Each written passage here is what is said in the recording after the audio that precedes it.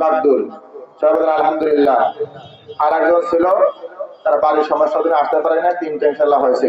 আপনার খুশি হয়েছেন? মাদ্রাসার বয়স মাত্র 2 বছর।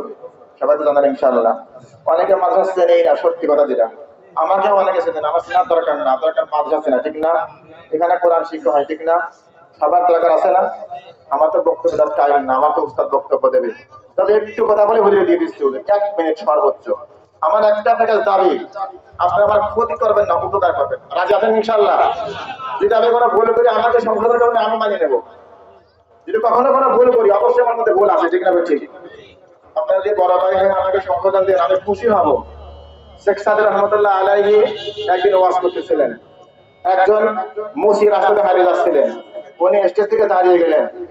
কিছুক্ষণ পর মাহফিল শেষে সাহাবাগণ জিজ্ঞেস করলো, মানে মোহাম্মদগণ জিজ্ঞেস করলো, হুজুর আপনি ওয়াজ করতেছিলেন, ওয়াজ করার পরে দাঁড়ালেন কেন? বললো, বাবা আমার উস্তাদ রাস্তাতে হাঁটে যাচ্ছিল, আমি তার সম্মানে দাঁড়িয়ে গেছিলাম। বলেন আলহামদুলিল্লাহ। উস্তাদ কি যে বলবো, উস্তাদ বলেছিল